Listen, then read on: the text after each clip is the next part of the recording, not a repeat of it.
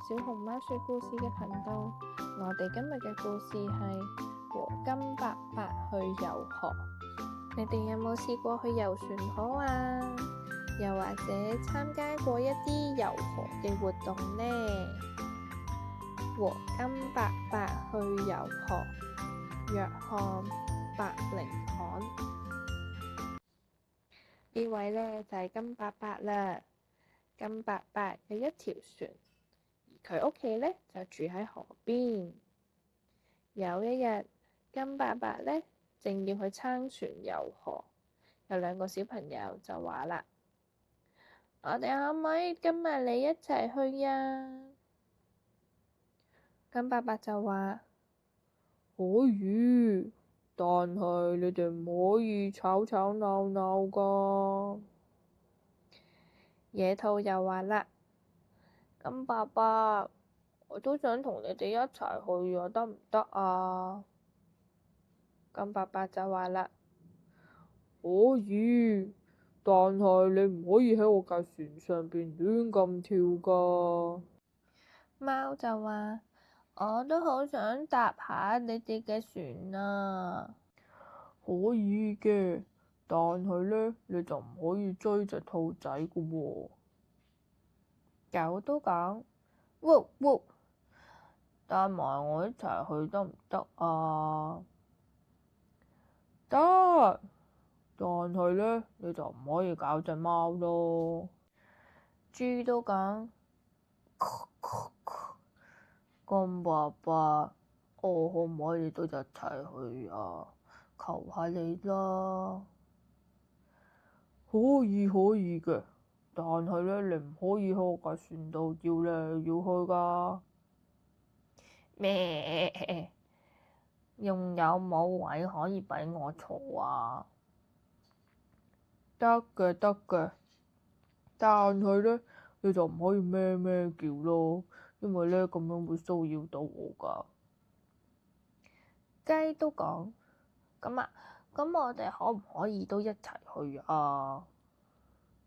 可以，但係呢，你哋就唔可以拍翼咯，因為咁樣呢，會騷擾到我揸船㗎。你仲有冇位可以畀我呢？可以嘅，但係呢，你唔可以亂咁踩我啲嘢㗎，陣間踩壞咗我架船，我哋就喐唔到㗎啦。金伯伯，我可唔可以都加入你哋呀？山羊咁問。歡迎，但係記得唔好亂咁踢啊！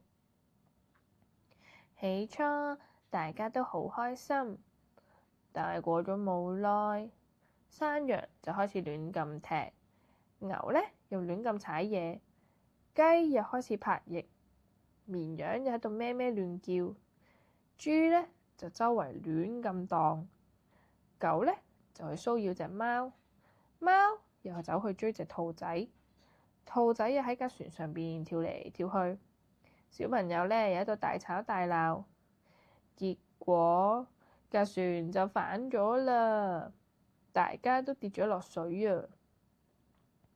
金伯伯就同山羊、同牛、同雞、同綿羊、同豬、同狗、同貓、同兔仔、同小朋友一齊游水，游返上岸邊，然之後再爬上岸。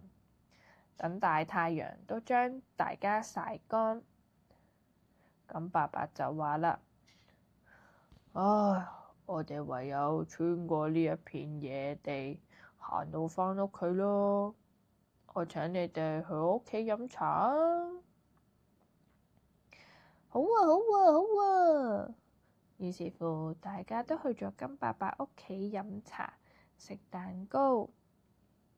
金伯伯就話：好啦，夠鐘返屋企啦，拜拜啦，下次再請你哋一齊遊河啦。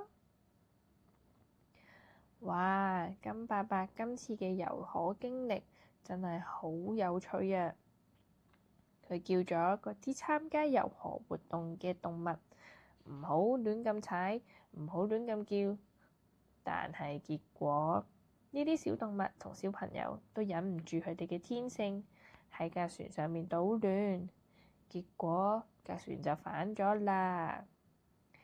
我哋搭船或者搭其他交通工具都要遵守乘搭嘅規矩啊，唔係就會造成混亂㗎啦。